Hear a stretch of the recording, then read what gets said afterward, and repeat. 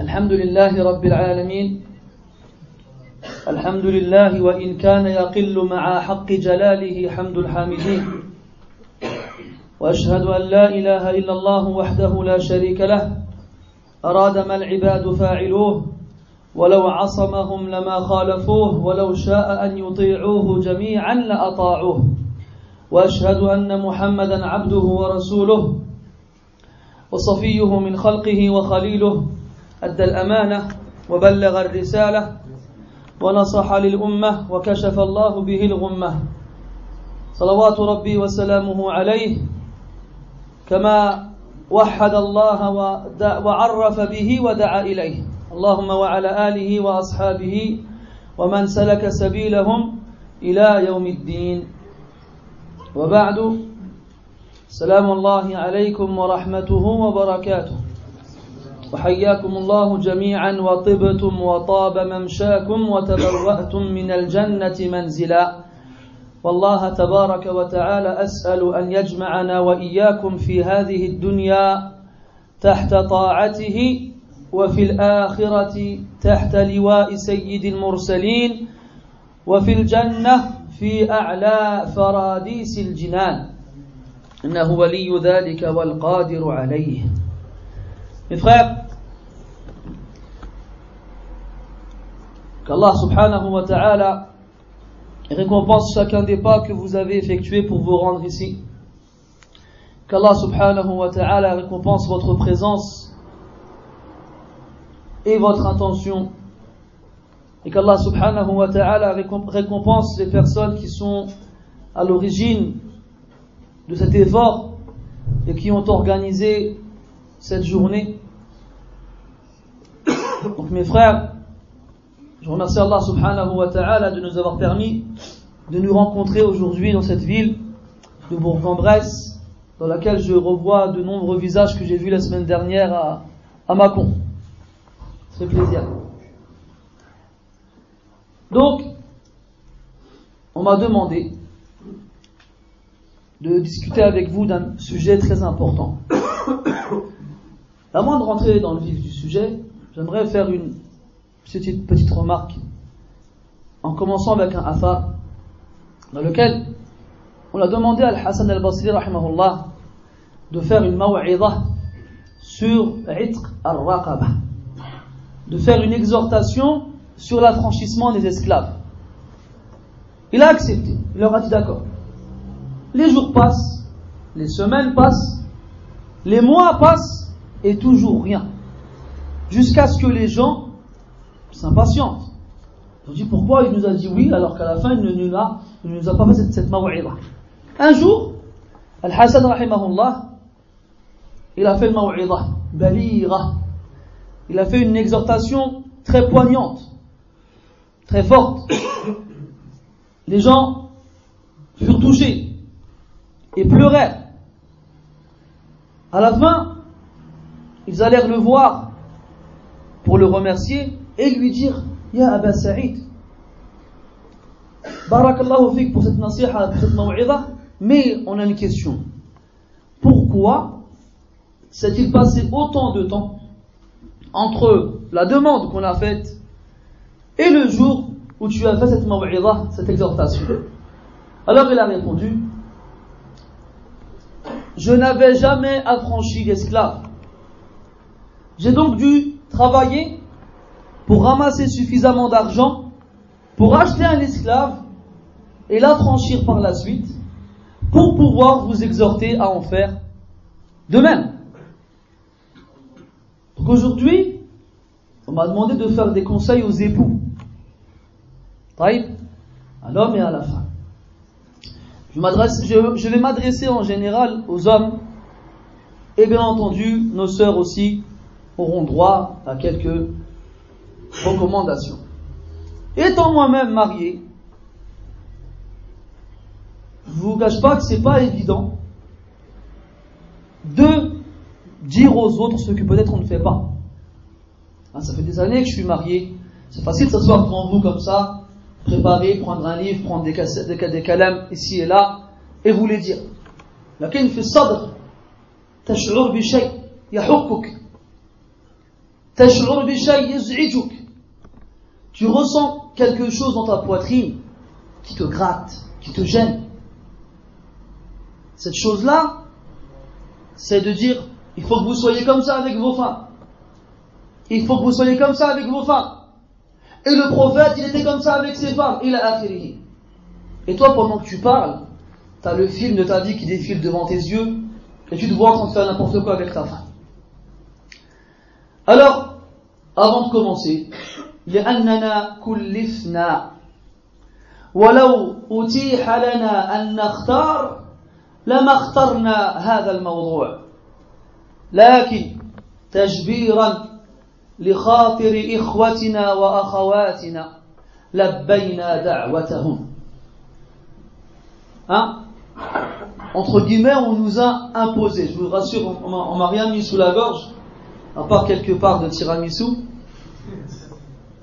Et si on avait eu le choix, on n'aurait pas fait ce sujet. On n'aurait pas fait ce sujet. Lakin, pour faire plaisir à mes frères, j'ai accepté cette demande. وقبل البداية أستغفر الله من أن أحث إخواني فيما أكون فيه مقصرا. Première chose, j'implore le pardon d'Allah dans le fait d'inciter mes frères dans des choses, dans peut-être des choses où je suis, et je dis peut-être mais non, forcément négligent. Et deuxièmement, ça c'est si ma femme elle entend ce dors plus tard, c'est à elle, je lui demande pardon aussi.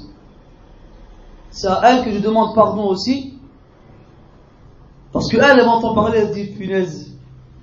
C'est ça, ouais. Les frères, quand vous mettez vos téléphones pour enregistrer, mettez hors connexion parce qu'il y en a un qui sonne, ça fait des interférences après. Sinon moi je le garde, je le ramène chez moi. Et moi, donc je demande pardon à mon épouse de mon incapacité, de ma faiblesse et de mon impuissance et de mes défauts. Et j'espère qu'elle excusera cette audace qui est la mienne de me mettre devant vous et de vous dire qu'il y a Allah dans vos femmes. Et elle sait comment je suis avec elle. فنسأل الله أن يعفو عنا نسأل الله أن يعفو عنا نسأل الله أن يعفو عنا. Premièrement, mes frères, sachez qu'on vit actuellement en France des choses étonnantes, dans le positif et dans le négatif. Dans le positif, c'est que où que j'aille en France, je trouve des salles bondées comme celle-ci. وَهَذَا فَضْلٌ مِنَ اللَّهِ عَظِيمٌ. Et ça, c'est une grâce d'Allah subhanahu wa ta'ala qui est immense. C'est de voir رجوع الناس إلى الدين. ورأيت الناس يدخلون في دين الله أفواجا. ونحن نرى الناس يدخلون في دين الله أفواجا والحمد لله. Allah, c'est un fadl azim. On voit les gens rentrer dans la religion d'Allah en masse. Et de l'autre côté, il y a ce qu'on appelle le revers de la médaille. Et un de ces points négatifs, c'est les problèmes conjugaux, les problèmes dans les couples, les problèmes qu'on a au sein des familles. En tant qu'imam de mosquée, je suis très souvent sollicité pour tenter de résoudre des problèmes conjugaux, appelé par des sœurs qui n'en peuvent plus, appelé par des frères qui n'en peuvent plus, et même des fois après le divorce, ça continue. Donc, il y a un gros problème. ولعل سبب هذه المشاكل الكثيرة هو أننا رجالا ونساء ركزنا كثيرا على المظاهر ونسينا الأهم وهو الباطن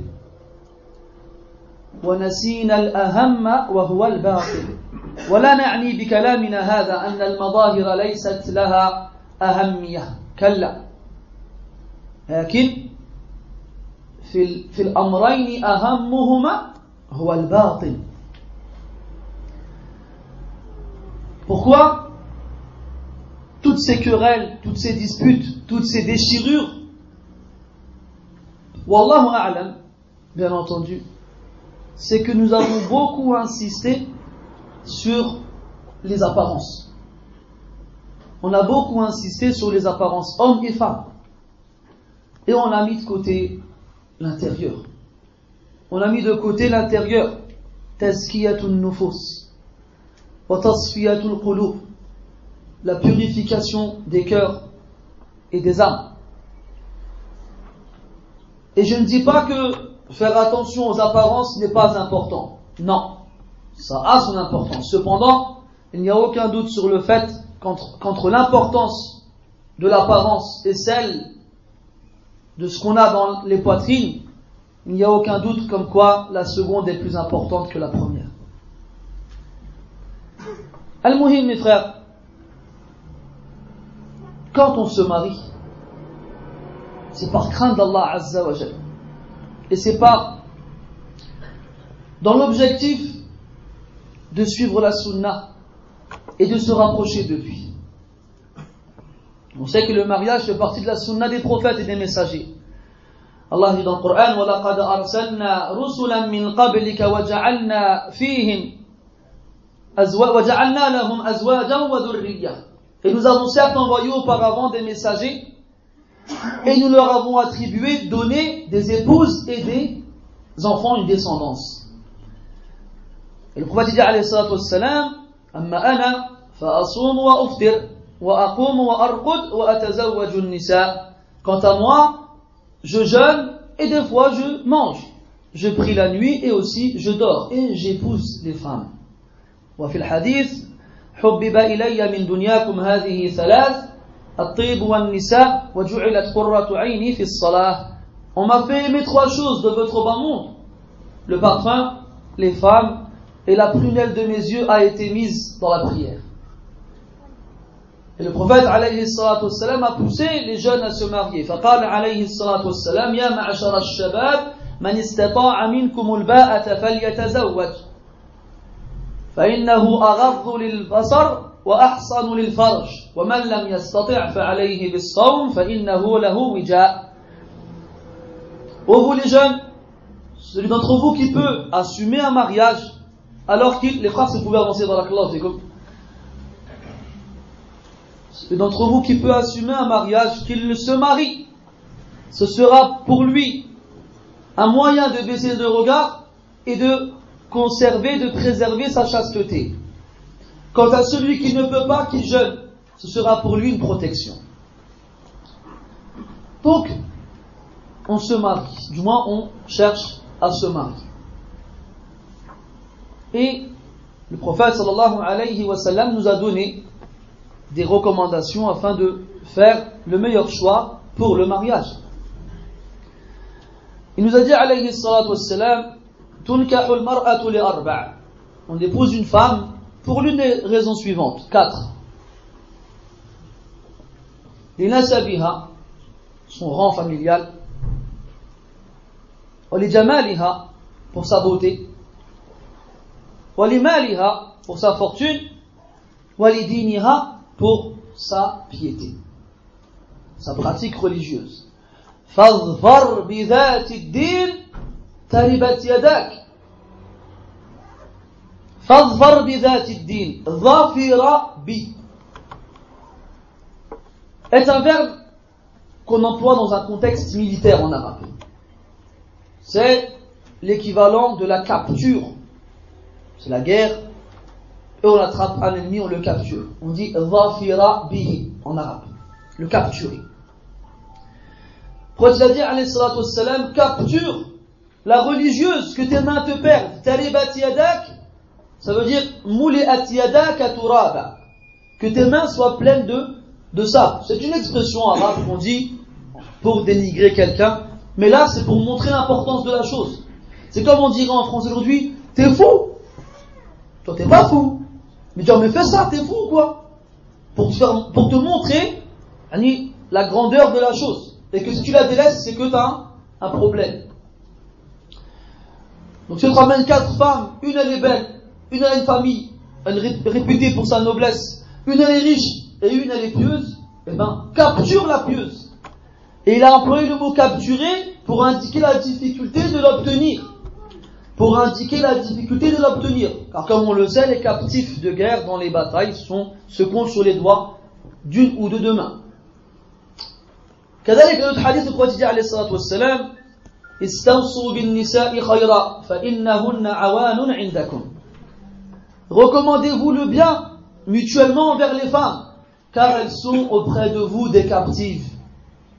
Car elles sont auprès de vous des captives. C'est la continuité du premier hadith. Après que tu l'aies capturée, car elle n'était pas la tienne, tu l'as épousée, tu l'as capturée. Eh bien, fi'lan, elle devient une captive chez toi. Et le captif en islam, l'ennemi qu'on va capturer, il a des droits. Il a des droits. On ne peut pas, entre guillemets, en faire ce qu'on veut. Là. Que dire alors d'une femme? Une femme qui a été prise de son milieu, chez sa famille, et qu'on a ramenée chez quelqu'un, chez toi en l'occurrence, on l'a changée d'univers, donc il faut bien agir envers elle. Mais ces femmes-là, elles sont une minorité. Le prophète alayhi salatu wassalam, ad-dunya mata' wa khayru mata'iha al-mar'atu as-salihah. Ce bas monde, c'est une jouissance. Et la meilleure de ces jouissances, c'est une femme pieuse. C'est une femme pieuse. وفي تفسير قوله تعالى ربنا آتنا في الدنيا حسنة وفي الآخرة حسنة وقنا عذاب النار. Et les savants du tafsir, certains d'entre eux, pas tous, interprétaient le mot hasanah dans l'invocation que tu dis dans Surat al-Baqarah. Ô notre Seigneur, donne-nous dans ce bas monde un bien. Et dans l'au-delà, un bien. Et préserve-nous du châtiment de l'enfer. Ils ont dit, un bien ici, c'est une femme pieuse. Une femme pieuse. Après nous, on fait tous une erreur. On se fait avoir par les idéaux. C'est quoi? Ça veut dire quoi? Donc toi, forcément, avant de te marier, tu vas te renseigner, tu vas te documenter. Tu vas lire des livres. Et les femmes, elles en font autant. Toi, tu vas lire dans Hayat al-Sahabiyat, et elles vont lire dans Hayat al-Sahaba. Hein? Donc toi, tu vas lire كانت خديجة رضي الله عنها كذا وكذا وكانت عائشة وكانت فاطمة وكانت أسماء وكانت أم كلثوم وكانت et tu vas t'attendre à avoir une femme comme ça. Et elle, de l'autre côté, elle va lire كان رسول الله صلى الله عليه وسلم وكان أبو بكر وكان عمر وكان عثمان وكان سعد وكان طلحة وكان. Et elle va s'attendre aussi à trouver quelqu'un comme ça quand elle va se marier. Et le jour où vous arrivez l'un face à l'autre, et ben la claque, elle est violente. Parce que la Khadija, elle s'est transformée en Brenda, et la Bouba s'est transformée en Brandon. On a vécu ici. Et wallah, cette société dans laquelle on a vécu, son empreinte sur nous, qu'est-ce qu'elle est large. J'ai peur de dire qu'elle est presque indélébile. Il faut frotter pour l'enlever. Hein, quand tu ramènes un vêtement, j'allais dire tu vas te laver toi, je sais pas, tu la ramènes à ta mère ou à ta femme, avec une bonne tache dessus, tu as fait la vidange de la voiture, une bonne tache d'huile sur ton vêtement, tu vas mettre le tid ou là le homo, la lébrite, et tu vas frotter. Mais c'est une tache bien ancrée. Alors il faut frotter. Et après, tu verras si ça va partir. Et ça, c'est le travail de at-takhliya thumma at-tahliya. C'est le travail de se débarrasser de ce qu'on a de mauvais en nous pour par la suite s'orner, se parer des belles choses. Et pas le contraire. Pas d'abord se parer et s'orner des belles choses pour ensuite laisser l'intérieur tout sale. Comme quelqu'un qui a fait un match de foot. Pendant 1 heure, il a couru comme un zèbre. Il sent bien la sueur et il rentre chez lui. Au lieu de se laver, non, il reste comme ça, et il change de vêtements. Est-ce que ça va lui servir à quelque chose? Billah alaykum. Là. la sœur, elle continuera d'empester. Et donc, toi, oublie les idéaux. Avoir un idéal, te dire, ma femme, toi t'es célibataire, et tu imagines en regardant le ciel, tu vois des nuages passer, et tu imagines, ma femme elle sera comme ça, elle sera comme ça, elle sera comme ça. Khalik hada, khalik. Ça laisse-le de côté. Ma femme, ce sera une femme musulmane, avec ses défauts et ses qualités. Les défauts qu'on trouve chez les femmes de France, et les qualités qu'on trouve chez les femmes de France. Tout comme moi, je suis un frère de France qui a les défauts des frères de France et les qualités des frères de France. Ça, c'est en général. Ensuite, donc, tu vas la demander en mariage. Et là, mes frères, je ne sais pas ça se passe comment chez vous, mais il y a une façon de faire qui se répand de plus en plus qui me laisse sans voix, que je ne comprends pas. C'est des frères qui vont accoster les sœurs dehors. Des frères comme vous, comme moi, comme ça, avec des liha. Ils vont une sœur dehors, ils font, excuse-moi, t'es marié? Shahada, subhanallah. Et un frère, il est venu me voir la semaine dernière, il m'a posé la question. Il m'a dit, est-ce que j'ai le droit de le faire? Je lui dis, là, c'est pas une chose à faire. Hada min khawariqil muru'ah. Min khawariqil muru'ah. Le muru'ah, c'est quoi? C'est la dignité de la personne. Vous allez me dire, on s'en fiche dans le din? Là. Parce qu'on considère un rawi comme étant thiqa. إذا كان ضابطا وعدلا والعدل يشمل أمرين الاستقامة والمروءة. Vous allez me dire, la dignité ça ne sert à rien, on s'en fiche? Là, on s'en fiche pas. Pourquoi? Parce que dans les rapporteurs de hadith, pour considérer un rapporteur comme étant fiable, on regarde en lui 2 ou 3 choses si tu veux. Al-adala, c'est l'équité, qu'il soit droit. Et ça englobe 2 choses. La droiture dans les principes religieux, c'est-à-dire qu'il accomplit les obligations et qu'il délaisse les interdictions. Et la deuxième, an yakuna sahiba muru'ah, qu'il soit digne fi mu'amalatihi ma'an nas, dans son rapport avec les gens. À titre d'exemple, il y avait certains muhaddiths qui n'acceptaient pas le hadith d'un homme qui mangeait dehors. Parce que dans certaines sociétés, ce n'est pas une chose qui se fait. Ce n'est pas une chose qui se fait. Ou bien dans certains muhaddiths autres, ne prenez pas le hadith d'un homme qui ne mettait pas la imama. Parce que chez eux, ça ne se faisait pas. Qu'un homme sorte la tête nue. Et ainsi de suite. Et ça revient aux us, aux coutumes du pays dans lequel on vit. Maintenant, mes frères, ce frère il vient me voir, il me dit, c'est pas un dalil que c'est min khawariq al-muru'ah. Khair, inshallah. J'aurais voulu lui dire, explique-moi c'est quoi un dalil, mais j'avais pas de temps à perdre. Je lui dis, Akhil Karim, t'es marié? Il me dit non, d'accord. Tu imagines t'es marié? Hein? Non, je lui fais, t'as une sœur? Il me fait oui. Je lui imagine ta sœur, elle vient me voir, elle me dit, un frère, il est venu me voir dehors, il m'a dit, est-ce que t'es marié? Après, il m'a dit, non, c'est pas grave, vas-y. Je lui dis, arrête. Et alors, on va changer de scénario. Imagine t'es marié. Tu rentres du travail le soir. Ta femme, elle vient te voir, elle dit, j'étais au marché, un frère, il est venu me voir, il m'a demandé est-ce que j'étais marié. Ah là, son visage, il a changé. Ah. عندك الغيرة مع مرتك ما عندكش مع أختك. T'es jaloux avec ta femme et pas avec ta sœur. Ajib hada. Ça ne se fait pas. Il m'a dit comment on fait alors? Je fais les salafs. Il les suivait discrètement. C'est pas non plus tu la suis comme un c'est comme les détraqués mentaux là. Là, discret, derrière un poteau, derrière un arbre. Et si tu peux pas, et tu crains dans cela un mal, si jamais elle t'agrée, elle va appeler la police, il y a quelqu'un qui me suit, j'ai peur. Envoie une femme de ta famille. Envoie ta soeur ou ta mère ou quelqu'un de ta famille qui peut faire cela. T'as pas de soeur, t'as pas de mère, t'as pas de femme dans ta famille, eh ben tu connais forcément un frère qui a une femme dans sa famille qui pourra le faire pour toi. Et bi'idhnillah, celui qui craint Allah, Allah lui facilite. وَمَا يَتَّقِ اللَّهَ يَجْعَلْ لَهُ مَخْرَجًا. Amma tu vois une soeur dans la rue, tu vas la voir. Là, ça ne se fait pas mes frères ça. Ça ne se fait pas. Les salafs ils faisaient pas ça. Alors si tu suis les salafs, ne fais pas des choses qu'ils ne faisaient pas. Moi ça m'est arrivé. Une fois ma femme elle a été avec sa mère faire des courses.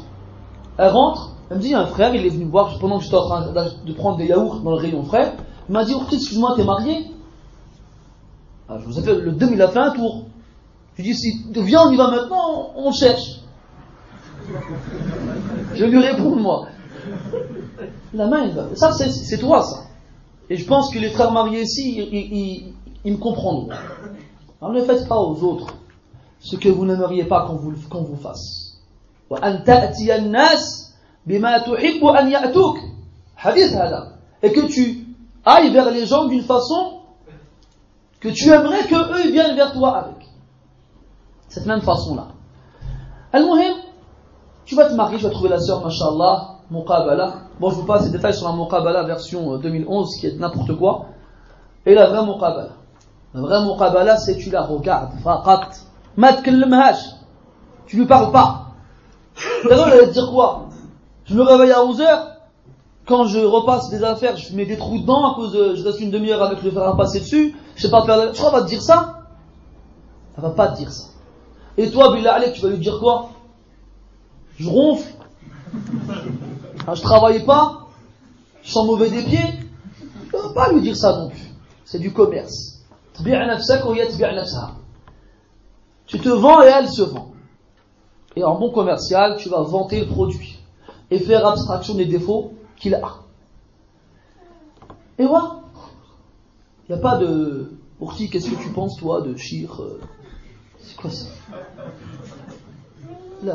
Quand tu te maries, tu veux une femme auprès de laquelle tu seras apaisé. وَمِنْ آيَاتِهِ أَنْ خَلَقَ لَكُمْ مِنْ أَنفُسِكُمْ أَزْوَاجًا لِتَسْكُنُوا إِلَيْهَا. Et parmi ces signes est qu'il a créé de vous-même vos épouses afin que vous soyez reposés auprès d'elles. Un havre de paix. Il faut que quand tu sois dehors, tu sois agressé. Enfin, non, faut pas que tu sois agressé, mais muhim, si tu dois être agressé, il faut que ce soit dehors, pas chez toi. Chez toi, c'est raha. Chez toi, c'est sakan. Il a dit, Allah subhanahu wa ta'ala, litaskunu ilayha sakan ziddul haraka. C'est le contraire du mouvement. C'est quand tu arrives chez toi, tu bouges plus. Ah, mashallah. Tu veux une épouse. Pour cela, tu veux une mère. Enfin, tu veux une femme qui sache gérer ton foyer et tu veux une mère qui sache s'occuper de tes enfants. Pourquoi tu as dit quoi, alayhi salatu wassalam? إذا صلت المرأة خمسها وصامت شهرها وحصنت فرجها وأطاعت زوجها دخلت الجنة من أي باب شاءت. Lorsque la femme accomplit ses 5 prières, jeûne son mois, Ramadan, préserve sa chasteté et obéit à son mari, elle rentre au paradis par la porte qui lui convient. Je ne vais pas rentrer dans les détails, mais il y a une mas'ala chez les salafs dans laquelle ils ont divergé. Est-ce qu'on doit apprendre à lire ou pas? Saddiq ou la tusaddiq. Crois-moi ou ne me crois pas. Crois-moi ou ne me crois pas. Celui qui a les moyens de retourner dans cette mas'ala, qui y retourne, il sera étonné. Donc quand toi tu t'assois devant la sœur, tu dis Ourti, t'as fait quoi comme kutub, t'as lu quoi comme kutub? Non, ça m'intéresse pas moi de savoir ça. Moi je veux une femme. Je veux une femme comme pour les raisons que vous avez citées. Après si elle a l'ilm avec, fabiha wa ni'ma. Mais c'est pas l'SS. Elle doit avoir ce minimum là. Taïb. Donc t'as fait ta muqabala, t'as vu avec le wali ce que tu voulais savoir, Al-Ourt, ça t'a plu, elle accepte elle aussi, tu te maries. Tu as entre tes mains quelque chose d'extrêmement précieux. Ne joue pas avec. Ne joue pas avec. Crains Allah, subhanahu wa ta'ala. Combien d'hommes s'amusent, et le mot est faible, avec l'honneur des gens, avec l'honneur d'une fille vierge. Ils lui volent sa chasteté et la jettent après avoir été rassasiés. Combien d'hommes jettent sur ses parents, sur les parents de cette sœur-là, la honte? Combien de sœurs qui nous appellent en pleurant, en nous disant « Il m'a épousé hier, il a consommé cette nuit et il est parti ce matin. » C'est pas une, c'est pas deux. Et les histoires, wallah, elles sont nombreuses. Les histoires, wallah, elles sont nombreuses. ولكن كما يقال كما تدين تدان. Mais comme on dit, comme tu fais, on te fera. Comme tu fais, on te fera. Et le jour où toi, ça t'arrivera quand je dis toi, celui qui a osé faire cela, ça t'arrivera dans une des femmes de ton entourage, celles qui te sont proches, là, ce goût amer, tu le reconnaîtras, parce que tu l'as déjà fait goûter à d'autres. Et le prophète dit alayhi salatu wassalam dans un hadith, fi juz'in minhu, فَإِنَّكُمْ مُسْتَحْلَلْتُمْ فُرُوجَهُنَّ بِكَلِمَاتِ اللَّهِ. Vous vous êtes rendus leur chasteté licite par le nom d'Allah Azza wa Jal. C'est le nom d'Allah subhanahu wa ta'ala que tu as cité et évoqué qui a fait que cette femme-là devant toi était devenue licite. C'est pas rien. C'est le nom d'Allah Azza wa Jal. Le prophète, comme Ja'a fil Bukhari alayhi salatu wassalam, le prophète a dit, il s'était marié avec une femme. Et la nuit de noces, il était seul avec elle dans la tente. Cette femme-là, le prophète lui a dit, Ahibi li nafsak. Offre-toi à moi. Elle lui a dit une parole dans le ma'na qui dit que les nobles ne vont pas vers les pauvres. Première parole. Elle a dit ça au prophète alayhi salatu wassalam. Malgré ça, le prophète, sallallahu alayhi wa sallam, il ne lui répond pas. Alors, il se lève, lui, et s'approche d'elle. Alors, elle le voit venir, et qu'est-ce qu'elle dit? A'udhu billahi mink. Je me réfugie auprès d'Allah contre toi. Vous voyez le contexte ou pas? C'est une femme qui dit ça au prophète, alayhi salatu wassalam. Le prophète, sallallahu alayhi wa sallam, s'arrête. Il dit, laqad uzti bi'azim. Tu t'es réfugié auprès de l'immense, du grandiose. Laqad uzti bi'azim. Alhiqi bi ahlik. Retourne chez les tiens, direct. Parce que c'est la parole d'Allah subhanahu wa ta'ala. Elle n'a pas cherché refuge auprès de quelqu'un d'insignifiant. Elle a cherché refuge auprès du plus grand des grands. Allah subhanahu wa ta'ala. Et là, le prophète sallallahu alayhi wa sallam lui a donné directement ce qu'elle a voulu, ce qu'elle a demandé.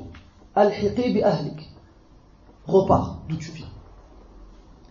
Et quand toi, tu vas demander cette fille à son papa, et lui, il est larmes aux yeux, il est content de marier cette fille qu'il a vu grandir, qu'il a éduquée, avec laquelle il s'est éreinté pour qu'elle sorte bien, bi'iznillah tabaraka wa ta'ala. Et toi, tu viens, tu es content, tu fais le halal. Tu viens, tu apprends khutbatul haja. J'ai vu des frères apprendre khutbatul haja. Ça fait des années, ils ont été à l'Jumu'ah. Et que l'imam, il a répété tous les vendredis, ils n'ont jamais calculé. Et le jour où ils ont été se marier, là, il était comme ça. Inna alhamdulillahi nahmaduhu wa nasta'inuhu. Comme ça, le jour de la khitba, il est bien. Alors il arrive, il bégaye un petit peu. Inna alhamdulillahi nahmaduhu ila akhirihi. Alors le papa, il lui dit quoi?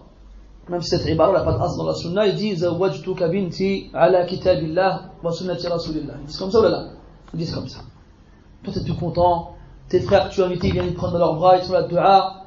Après tu vas enfin rencontrer cette femme que tu as épousée et rentrer dans son intimité, hein, pour assouvir tes désirs et tes plaisirs. Et le lendemain matin, en fait, Ourti était divorcé. Et puis tu pars. Et puis tu pars. Là. En faisant ça, tu n'as pas estimé Allah Azza wa Jal à sa juste valeur. وَمَا قَدَرُ اللَّهَ حَقَّ قَدْرِهِ. Tu as volé la chasteté d'une fille vierge et pure. Et tu as jeté la honte sur une famille. Et après tu vas dormir sur tes deux oreilles sans que ça ne te gêne. Fallahu musta'an. Les femmes, comme on ne cesse de le répéter chez nous, elles sont sacrées. Elles ont une valeur inestimable. C'est pour ça qu'on fait attention à ce qu'elles ne soient pas touchées par un mal. Et quand toi, après, tu vas te marier, que tu auras une fille, que tu prendras dans tes bras, que tu embrasseras, et que tu aimeras, bah, tu comprendras la valeur, à ce moment-là, de la femme. Malheureusement, subhanallah, regardez comment on est égoïste. On ne comprend pas la valeur de nos mères. On ne comprend pas la valeur de nos femmes que quand on a des filles. Que quand on a des filles. Elles sont petites, on fait attention à elles. Et quand elles grandissent, oh là, c'est le summum. C'est le summum. Al-Muhim, mes frères, que chacun se rappelle que quand il se marie, comme جاء في الحديث فقد استكمل نصف دينه, il a complété certes la moitié de sa religion. فليتق الله في النصف الآخر, qu'il craigne Allah dans l'autre partie. Et prends garde à cette femme qu'Allah a mis entre tes mains et qui est sous ta responsabilité. كلكم راع وكلكم مسؤول عن رعيته. Vous êtes tous des bergers et vous êtes tous responsables de votre troupeau. Vous êtes tous responsables de votre troupeau. On se plaint des femmes, fi'lan, et il y a des choses à dire sur les femmes. Quand on m'a dit que le sujet à traiter aujourd'hui serait... Quelle heure est-ce? Je ne vais pas commencer, ça fait une autre que j'ai commencé. Quand on m'a dit qu'il fallait faire des conseils aux frères, j'ai dit non. Moi, je vais faire des conseils aux sœurs. On m'a dit, ouais, mais le problème, c'est que ce sont les sœurs qui ont choisi le sujet, donc, frère, Inch'Allah. On va faire des nasaïh aux frères. Parce que c'est vrai que les frères n'ont pas les mains blanches. Illa man rahim Allah, taba'a. Bien entendu, Allah subhanahu wa ta'ala, il fait qu'il y a, walhamdulillah, toujours parmi ses serviteurs, des gens qui le craignent. Donc, il faut se mettre en tête que ta femme, comme toi, elle a des défauts. Elle a des défauts. Et mets-toi en tête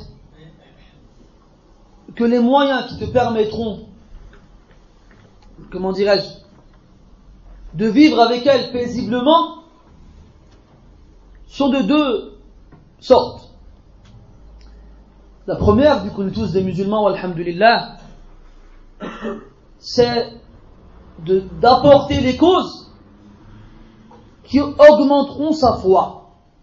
D'apporter les causes qui augmenteront sa foi. Car plus la foi elle est forte, plus l'accomplissement des ordres est simple. Plus la foi elle est forte, plus l'exécution des ordres et le délaissement des interdits est simple. On ne ressent pas de difficulté dans le wajib, dans l'obligatoire, tout comme on ne ressent pas de manque dans le délaissement de l'interdit.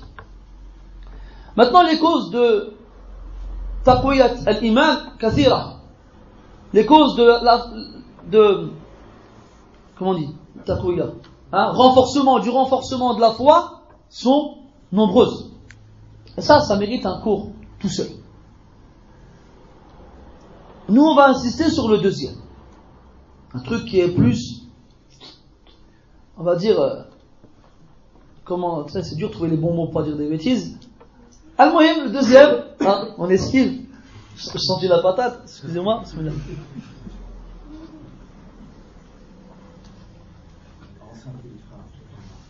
Voilà, on se trompe un petit peu d'eau. La deuxième chose, dis-toi, qu'en te mariant, en ayant une femme avec toi, tu as entre tes mains un des moyens d'être parmi les meilleurs des musulmans. Tu as entre tes mains un des moyens qui te permettra de figurer parmi les meilleurs musulmans. Le prophète dit alayhi salatu wassalam, khayrukum khayrukum li ahli wa ana khayrukum li ahli. Les meilleurs d'entre vous sont les meilleurs avec les leurs, avec leurs épouses. Et moi, le prophète alayhi salatu wassalam, je suis le meilleur avec les miens. Donc quand tu vois ta femme, dis-toi en tête que c'est un moyen pour toi de devenir un des meilleurs parmi les musulmans. Chose que nous convoitons tous et qui est pour nous un de nos plus grands objectifs. Alaysa kadhalik, n'est-ce pas? Répondez. Non, vous voulez pas être le meilleur? Barak, j'ai eu peur. J'ai cru voir le mec là-bas, il a dit non. Tu sors. On veut être les meilleurs. Après, quand on regarde les hadiths qui commencent par khayrukum, on en voit quelques-uns. On voit par exemple خيركم من تعلم القرآن وعلمه. Les meilleurs d'entre vous sont ceux qui ont appris le Coran et l'ont enseigné. Ben, quand on regarde le nombre de personnes dans la Ummah, à notre échelle bien entendu, qui ont appris le Coran, apparemment ça n'intéresse pas beaucoup de personnes. Wallahu musta'an. Autre exemple, celui-ci. خيركم خيركم لأهلي. Le meilleur d'entre vous est le meilleur avec les siens. Et aussi malheureusement quand on voit les problèmes qui arrivent entre les hommes et les femmes, apparemment ça n'intéresse pas beaucoup de gens aussi. Donc c'est bien beau de vouloir être le meilleur, mais il faut le prouver. Donc pour être le meilleur avec ton épouse, on l'a dit donc, première étape ou bien première chose, c'est lui renforcer sa foi, lui donner les causes pour que sa foi augmente. Ça mérite un cours à part. La seconde, c'est d'essayer d'attirer, entre guillemets, son amour. D'attirer son amour. Mais un vrai amour. Pas les amours comme on a dans certaines séries dont on ne citera pas les noms, qui font... c'est pas de l'amour, c'est n'importe quoi ça. Ça, c'est n'importe quoi. D'ailleurs, il y a une chose importante à citer ici. Nous, on vit donc en Europe, au XXIe siècle, dans une société particulière. Cette société, comme on l'a dit tout à l'heure, on s'en est imprégné, qu'on le veuille ou non, homme ou femme. Mais il ne faut pas oublier que pour nous, le modèle en termes de société, c'est celle du prophète sallallahu alayhi wa sallam et des sahaba radiyallahu anhum. C'est cette société qui doit être notre modèle, pas celle dans laquelle nous vivons, même si ça fait plus de 1400 ans que c'est cette société, du moins elle est loin de nous d'autant d'années. Faut pas regarder autour de soi, mais regarde comment il vit, ou bien l'autre là-bas comment il vit, ou bien ici on fait comme ça. Ne me dis pas ça. Que tu sois un homme ou une femme, ne me dis pas ça. Le modèle en termes de société qui est le nôtre, c'est celui de Nabi sallallahu alayhi wa sallam wa sahaba radiyallahu anhum. C'est comme on entend beaucoup aujourd'hui les femmes dire, ouais mais aujourd'hui on n'a plus besoin de mari. Avant, le mari, c'est lui qui sortait, qui se fatiguait et qui le soir il ramenait à manger. Aujourd'hui, moi, top 36, pas 36, www.caf.fr, numéro d'allocataire, code secret, donc les allocations familiales, et comment ça s'appelle déjà, l'APL et le RSA. Attends, rajoute à ça femme isolée. Voilà. Femme isolée. Ça me rappelle un truc que j'ai entendu pendant longtemps, une vieille une vieille dame du Maghreb, son mari il veut retourner au bled, elle ne veut pas. Il lui a dit chauffer, ma petite tu veux pas venir avec moi, je pars tout seul. Alors elle va voir ses copines, elle dit غادي خليني بوحدي, de toute façon معليش غادي ندير femme désolée.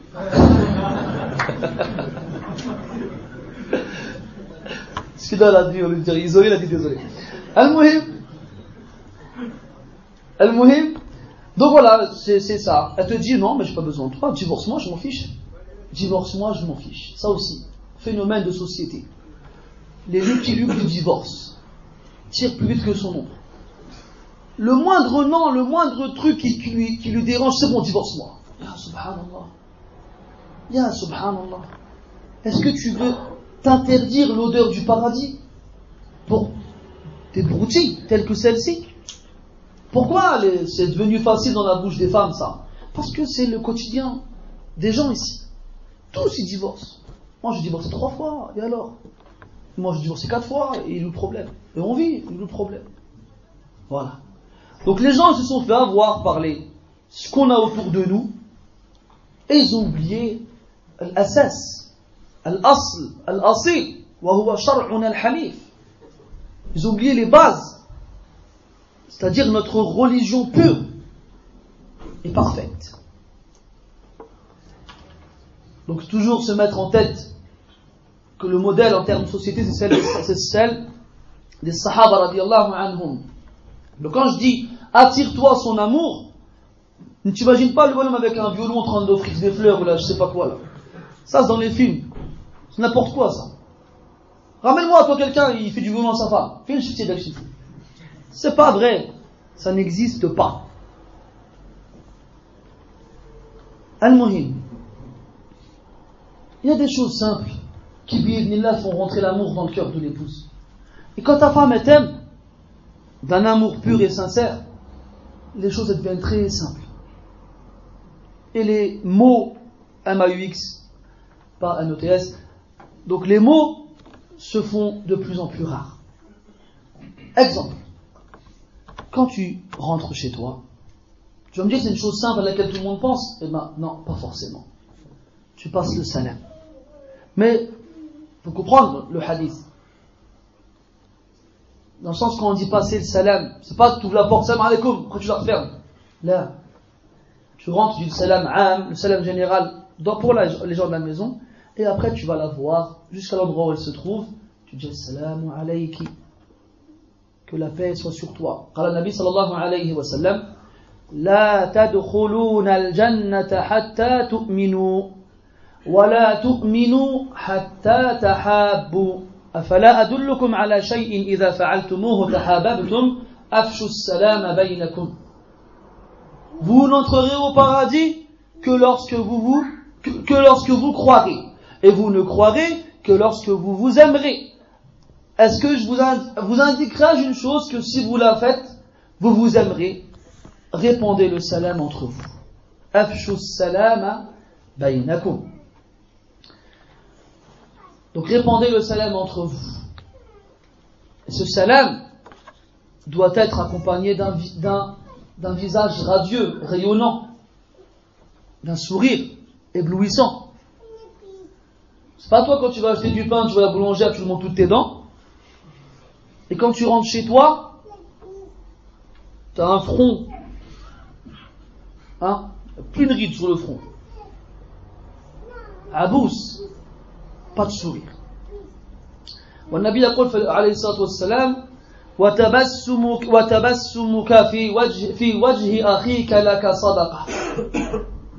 Et ton sourire dans le visage de ton frère est pour toi une aumône. فكيف إذا كانت زوجتك.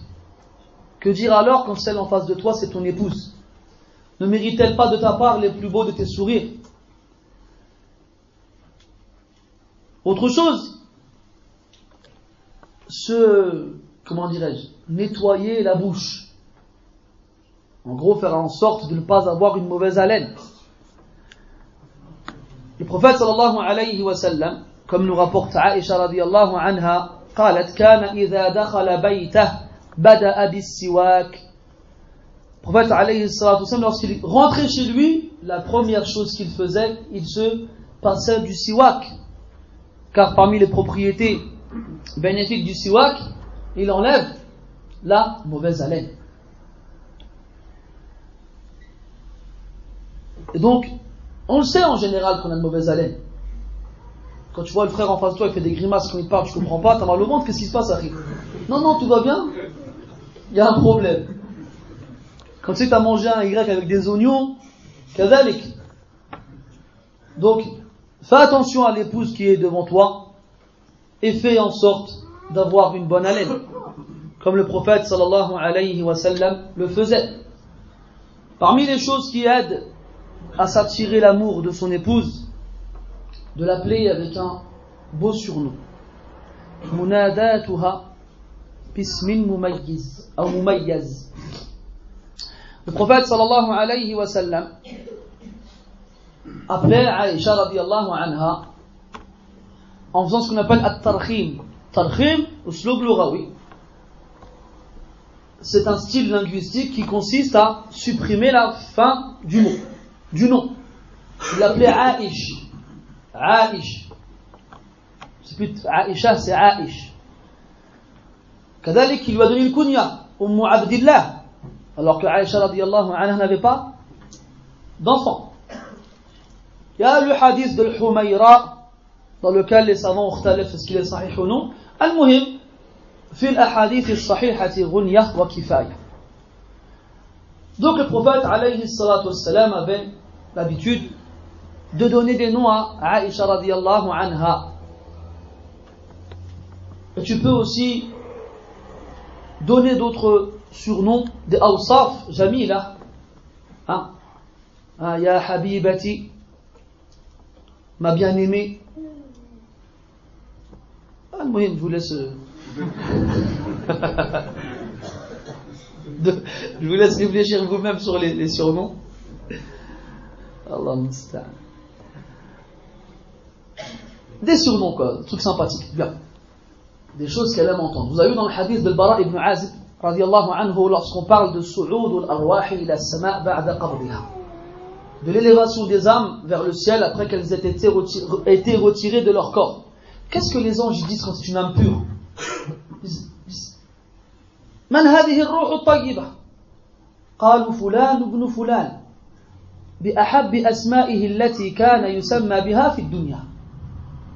Ils disent, les anges qui portent son âme, ils disent c'est un tel, fils de un tel. Et ils l'appellent avec le nom qu'il préférait qu'on lui donne ici-bas. Donc demande à ta femme, ou bien choisis-toi, c'est encore mieux. Les femmes, elles n'aiment pas les hommes qui doivent tout demander. Elles aiment bien les hommes qui prennent des initiatives, qui eux-mêmes trouvent la chose. Trouve-toi le nom qui plaît le plus à ta femme et appelle-la ainsi. Kadalik, lorsqu'elle fait des choses bonnes, qui méritent qu'on la complimente et qu'on la remercie, eh bien fais-le. Complimente-la et remercie-la. Ça ne fait pas tomber les dents, ça n'écorche pas les lèvres. والنبي صلى الله عليه وسلم يقول من لم يشكر الناس لم يشكر الله. Celui qui ne remercie pas les gens n'a pas remercié Allah subhanahu wa ta'ala. Donc sois reconnaissant. Ne sois pas ingrat. Autre chose, embellis-toi pour elle. Donne-lui envie de venir vers toi. Donne-lui envie qu'elle te prenne dans ses bras. Ne fais pas des choses repoussantes qui la feront fuir. Ibn Abbas radiyallahu anhuma disait Inni uhibbu an atazayyana lil mar'a kama uhibbu an tatazayyana li. J'aime m'embellir pour ma femme comme j'aime qu'elle s'embellisse pour moi.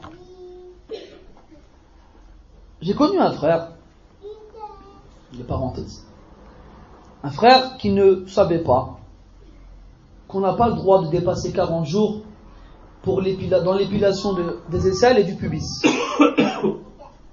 Le prophète sallallahu alayhi wa sallam, il nous a interdit à ce qu'on dépasse cette date, 40 jours. Ce frère-là ne savait pas ça. Et moi, des fois, ça m'arrive d'être avec des frères qui ont décramé sa manche courte, ou qui gesticulent les bras dans tous les sens. Et là, tu vois, ajab al-ujab.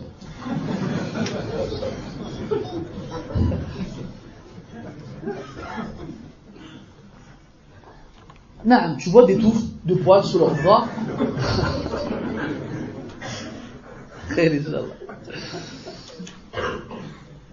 Ajib. Tu t'épelles pas les bras. Pourquoi tu restes comme ça? Bref. Et maintenant qu'il y a ce frère qui tape 2 heures de foot un dimanche matin, il faisait bien chaud.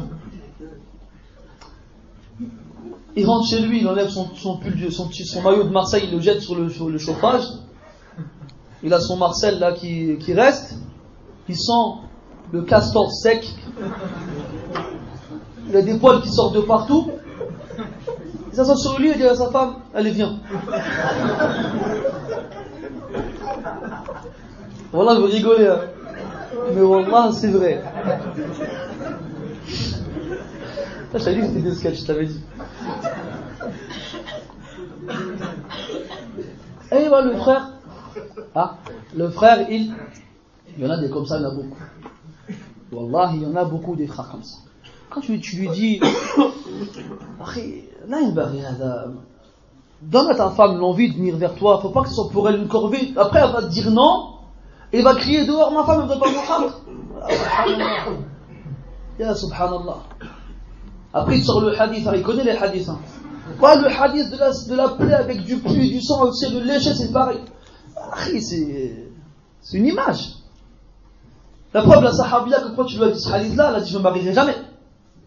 Alors, c'est ça ou pas, ceux qui ne connaissent pas le hadith? Il y a un homme, il a ramené sa fille au prophète, alayhi salatu wassalam. Il lui a dit, Inna binti ta'ba an tatazawwaj. Ma fille, elle refuse de se marier. Le prophète lui dit, alayhi salatu wassalam, ati'i abak. Obéis à ton père. Elle lui dit, Ya Rasulallah, je me marierai que lorsque tu m'auras informé du droit de l'homme sur son épouse.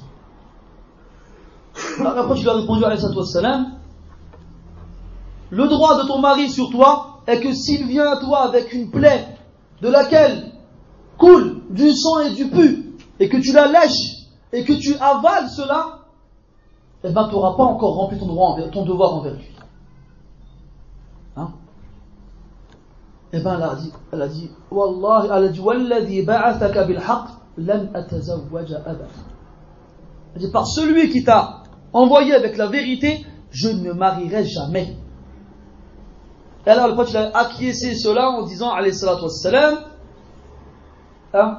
afankihuhunna bi idni ahlihi. Épousez-les avec leur accord. Il n'a pas dit non, tu te maries quand même. Maintenant, billah alaykum. Alors, la mas'ala fiqhiyya. J'ai le droit, moi, de lécher du sang ou pas? Est-ce qu'il y a un faqih qui a dit dans ilm al-fiqh que la femme, elle doit lécher les plaies de son mari? Là. Al-Muhim, quoi qu'il en soit, le frère est bien, il connaît ce hadith. Mais bien sûr, avec la sauce qu'il veut. Toujours. Il vient, alors je me lave pas, alors, parce qu'en fait, lui, la technique du frère, c'est j'ai fait un foot, je dois prendre une douche. Alors, je fais ce que j'ai à faire avec ma femme, comme ça, je prends une douche pour les deux. J'ai gagné du temps. Ça s'appelle joindre l'utile à l'agréable. Mais ce qui pour toi sera du plaisir, sera une torture pour elle. Au Kadir, ce qui pour toi sera du plaisir, sera une torture pour elle. Et ce n'est pas le but. Ce n'est pas le but. Donc fais-toi beau et donne-lui envie de participer. Ne fais pas que pour elle ce soit un calvaire. Ça, c'est le début de la fin. Quand ta femme, les rapports intimes avec elle, pour elle, c'est un calvaire, c'est un très mauvais signe. C'est un très mauvais signe. D'ailleurs, dans les rapports intimes, le prophète sallallahu alayhi wa sallam, il a incité aux préliminaires, à l'amusement intime, hein, aux caresses, aux câlins. Lorsqu'il a dit à Jabir ibn Abdullah radiyallahu anhuma, est-ce que tu t'es marié? Il a répondu oui. Il a dit, est-ce que c'est une vierge ou quelqu'un qui a déjà été marié auparavant? Il a dit non, c'est une divorcée ou une veuve. Muhim, elle n'était pas bikr, elle n'était pas vierge. Il lui a dit, halla bikra, halla akhadtaha ou tazawwajtaha bikra, fatula'ibuha wa tula'ibuk. Pourquoi n'as-tu pas pris une vierge afin qu'elle s'amuse avec toi et que tu t'amuses avec elle? Donc il y a des muqaddimat, il y a des préliminaires. Et Allah subhanahu wa ta'ala, il a créé l'organe génital féminin de façon à ce qu'il sécrète donc un liquide qui facilite la pénétration. Comment est-ce que ce liquide se sécrète là? Lorsque la femme elle est excitée. Si elle n'est pas excitée, eh ben, il n'y aura pas ce liquide là. Et la pénétration sera douloureuse pour elle et difficile pour lui. Ce qui rendra le symbole de l'union maritale, qui est censé être une joie et un plaisir, ça le rendra difficile et douloureux. Et ce n'est pas ça le but. Et then, qu'on sache faire les choses, qu'on oublie cet instinct animal qui est en nous, et qu'on sache faire les choses dans l'ordre et dans l'art. Parmi les causes qui attirent son amour, lui offrir un cadeau. Et là, le livre sur lequel je me suis basé, il dit ahyanan, des fois. Mais moi j'ai un ta'liq à faire sur le des fois. Parce que le problème, je sais pas, les femmes elles sont comment ici, mais le problème avec beaucoup de femmes, c'est quand tu l'habitues à un cadeau, et ben pour elle ça devient un dû. D'accord? Donc le ahyanan, même s'il n'est pas muqayyad, il n'est pas précisé, on le mettra plus dans le rang de une fois par an qu'une fois par mois. Qu'est-ce que t'en penses, Salam? Ça c'est une hypothèse, hein. Je crois qu'on peut pas mal dire. Et moi, pourquoi je dis ça? Parce qu'il y a des frères, ils offrent des cadeaux à leurs femmes tout le temps. Le cadeau, c'est quelque chose qui, comment dirais-je, qui sort de l'habitude. C'est une surprise. Right? Donc il ne faut pas qu'il soit régulier, fréquent. Sinon, qu'est-ce qui se passe? Ça devient une habitude. Et là, la joie qui est censée combler le cœur de ton épouse lorsque tu lui offres le cadeau se transforme en... Autre chose, quand tu offres un cadeau à ta femme, offre-lui une chose qui lui plaît à elle, pas qui te plaît à toi. Je vais vous raconter ma vie cette fois. Une fois j'étais à Carrefour et ils faisaient des promotions sur des machines à coudre. Alors j'en ai acheté une. Je rentre chez moi, je dis je t'ai acheté un cadeau. Ma femme elle a fait un visage. Parce qu'elle n'a pas d'habitude de ce qu'il a. Alors elle dit c'est quoi? Alors je vais chercher le truc, je dis tiens, une machine à coudre. Ça veut dire il a changé automatiquement. Et c'est moi le gars qui comprend rien. Mais qu'est-ce qu'il y a? T'es pas contente? Donc elle a rien dit. Ça c'est aussi typique des femmes. Si elle dit rien, c'est chaud. Je te dis pas c'est bon, elle a rien dit, machin, elle est contente. Non, t'as rien compris. Alors j'insiste. Elle me dit mais c'est pas un cadeau ça. Ça c'est quand tes amis ils ont des trous, bien tu veux les raccourcir, tu me les ramènes, c'est bon, je t'ai fait, c'est fini. Je dis ouais. Donc quand tu offres un cadeau à ta femme, arrange-toi pour lui offrir quelque chose qu'elle aime elle et qu'elle veut elle. Les femmes elles le font en plus très souvent. Oh c'est trop bien ça, oh machallah, oh j'aimerais bien l'avoir. Toi pendant ce temps tu fais autre chose, tu envoies un texto, bien tu joues avec tes enfants, tu fais ce que tu l'as pas entendu. Il y a des isharat comme ça, il y a des signes, des telmih, des allusions. Donc offre-lui des cadeaux. On dit dans le hadith alayhi salatu wassalam, tahadu, tahabbu. Offrez-vous des cadeaux, vous vous aimerez. Ça marche entre nous, là. Quand un frère est bien, il t'offre un cadeau, masha'Allah. C'est kasaba qalbak. Ça y est, il a une prise, une emprise sur ton cœur. Que dire alors de ta femme? Donc, offre un cadeau. Mais, comme je disais, fais attention. La ifrat wa la tafrit. Ça, c'est une qa'ida amma fi jami'i ma sabaqa dhikruhu. C'est une règle générale dans tout ce qu'on vient de citer. La ifrat, pas d'abus, wa la tafrit, pas de négligence. C'est pas tu lui offres jamais de cadeaux, et c'est pas tu lui offres des cadeaux tous les jours. Là. Après, il y a des frères, ils offrent des koutoubs. Moi, tu m'offres un livre, je suis le plus heureux du monde. Ma femme, elle n'entend pas de cette oreille. Après, il faut mettre les choses à leur place. Le temps, il aime les kitabs. Il les lit, il les ouvre. Le ammi, ne calcule pas les koutoubs. Le ammi, la personne de la masse, malheureusement, il n'ouvre pas les livres. Et comme je disais tout à l'heure, tu sais si ta femme, c'est une talibat ilm ou là. Si c'est une étudiante ou pas, tu le sais. Et tu viens, je t'ai acheté un livre, en fait. Je t'en achète un autre. Ah, c'est bien. On va en ouvrir un jour, peut-être. Et encore. Et je pense que si les sœurs ouvraient plus les livres, on le verrait. Wallahu a'lam. Al-Muhim. Donc, on a dit, on lui offre des cadeaux. Autre chose, ça c'est... je vous ai dit tout à l'heure, je préparais le cours, je dis là. أن نساعدها في المنزل. أن نساعدها في الأشغال المنزلية. D'aider son épouse dans les tâches ménagères. D'aider son épouse dans les tâches ménagères. Mais là, il y a le kalam yanqasim ila qismayn. on va dire deux choses. La première, c'est que le prophète sallallahu alayhi wa sallam, donc Urwa ibn Zubayr radiyallahu rahmatullah alayhi, le neveu d'Aïcha radiyallahu anha, il a demandé à Aïcha radiyallahu anha, ma kana Rasulullah sallallahu alayhi wa sallam ya'malu fi baytihi. Qu'est-ce que le prophète sallallahu alayhi wa sallam faisait-il quand il était chez lui? Aïcha radiyallahu anha répond, kana yukhayyitu thawbah wa yakhsifu na'lah wa ya'malu ma ya'malu ar-rijalu fi buyutihim. Le prophète sallallahu alayhi wa sallam cousait lui-même ses vêtements et raccommodait lui-même ses sandales. Et il faisait ce que les hommes font chez eux. Et dans une autre riwaya du hadith, elle disait kana fi mihnati ahlihi. Il était au service de sa famille. Chez lui, il aidait. Alayhi salatu wassalam.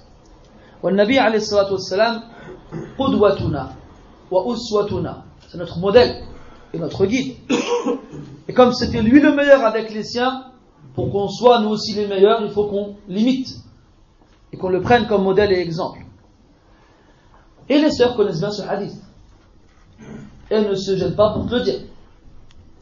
Mais ce qu'elles oublient, nos chères sœurs, c'est que le prophète sallallahu alayhi wa sallam aidait ses épouses de lui-même, sans qu'elle ne lui demande. Nuance. C'est pas pareil. Quand elle vient te voir, elle te dit, passe l'aspirateur s'il te plaît. Et que tu lui dis non. Et qu'elle te regarde bizarrement, on dirait que t'as fait un truc de fou. Non, je le passe pas. Je suis obligé. Non, je suis pas obligé. Et ça aussi, il faut que les sœurs le comprennent. C'est que si je te dis non, c'est pas une raison pour que tu m'en veuilles. Parce qu'à la base, c'est pas à moi de le faire. Khidmatul mar'ati wajibah. Khidmatul mar'ati li zawjiha wajibah. Que la femme travaille pour son mari, dans la maison, c'est obligatoire. C'est obligatoire. Et même si vous avez eu vent d'un khilaf, et le khilaf il existe, na'am, adillatul qa'ilina bil wujub rajiha. Les preuves de ceux qui voient l'obligation sont formelles. La femme doit, être au service de son mari. Et le mari n'a pas à être au service de son épouse, wujuban, obligatoirement. Cependant, la chèque, il n'y a pas de doute que l'aider, c'est bien. Il n'y a pas de doute. Maintenant, ta femme, elle te dit, fais la vaisselle, s'il te plaît. Et tu lui dis non. Et après, elle te regarde de travers, elle dit, comment ça? Eh ben, elle n'a rien compris, cette soirée. Ce qui fait de toi quelqu'un de bien vis-à-vis de ton épouse, c'est que de toi-même, de ta propre initiative, tu te lèves, tu retrousses tes manches et tu vas l'aider. Là, na'am. Maman, t'es comme ça sur le canapé à regarder les oiseaux passer. Elle vient te voir, elle dit, t'as rien à faire, moi tiens, je vais m'aider à la salle dans la cuisine. Ben non. Le prophète, il était au service de ses épouses et il s'occupait de ses affaires lui-même. Comme on a dit. Il n'allait pas voir sa femme, tiens, couds-moi mes vêtements. Ou bien tiens, raccommode-moi mes sandales. Mais il aurait pu le faire. Pour ne pas être un poids pour elle. Donc, si tu veux être le meilleur comme le prophète sallallahu alayhi wa sallam, deux choses. La première, si tu peux lui éviter du travail en plus, alors évite-lui. Si tu peux lui éviter du travail en plus, alors évite-lui. La deuxième, si tu veux l'aider, que ce soit de ta propre initiative. Et enfin, nos sœurs, elles comprennent que si on les aide, elles n'ont pas à nous le demander. Et si on refuse de les aider, elles n'ont pas à nous en vouloir pour cela. Là. Elles n'ont pas à nous en vouloir pour cela. D'où la différence, Afwan, entre notre société, celle-là, là, et celle des Sahaba radiyallahu anhu. Cherchez comme vous voulez dans les athars et ramenez-moi un où une femme elle demande à son mari de faire quelque chose à sa place. Ramenez-en un. Laquelle des deux sociétés mérite le plus pour nous qu'on la prenne comme exemple? Maintenant, quand t'entends, j'ai entendu des sœurs, écoutez là, c'est réel. Moi, tout ce que je vous donne comme anecdote, c'est des choses que j'ai entendues, voire même vues des fois de moi-même. quand j'entends que des sœurs refusent d'allaiter le bébé qu'elles viennent de mettre au monde, pour que une nuit ce soit elle qui donne le biberon et l'autre ce soit son mari, inna lillahi wa inna ilayhi raji'un. Inna lillahi wa inna ilayhi raji'un. Wallah, il y a des sœurs comme ça, qui, masha'Allah, elles ont le lait qu'il faut, elles n'ont pas de crevasse ou bien des difficultés pour allaiter. Elle dit non, moi j'allaite pas le petit. Je ne veux pas être la seule à me réveiller la nuit. Ya subhanallah. Ya subhanallah. Une non-musulmane a dit ça, je dis vas-y, c'est pas une musulmane, je m'en fiche. Mais quand tu sais que c'est ta sœur qui te dit ça, tu dis ya subhanallah. Où on va? Où on va? Mais jusqu'où ira-t-on? Refuser d'allaiter son enfant avec un lait naturel qu'Allah subhanahu wa ta'ala t'a donné, qui est le meilleur aliment pour le nourrisson, tu le remplaces pour donner des trucs chimiques. On ne sait pas d'où ça vient, ni que ce que ça amène comme conséquence au niveau de l'organisme de l'enfant, et tu refuses de lui donner ce qu'Allah t'a donné parce que tu ne veux pas être la seule à te réveiller la nuit. Ajimad. Moi, des fois, je me réveillais le matin comme ça. Tu sais, tu t'étires. Ah, j'ai bien dormi. Et à gauche, ma femme avec des cernes comme ça, et le bébé dans les mains. T'as rien entendu? Je fais ouais, loup. Mort en que je suis mort. T'as d'eau, il n'y a plus de son, plus d'image. Elle m'a pas réveillé. Jamais. J'ai pas le souvenir dans ma tête une nuit, j'ai pas une nuit comme souvenir, l'enfant m'a réveillé que tu as des enfants. Abadan. Même moi, ça m'est jamais vu.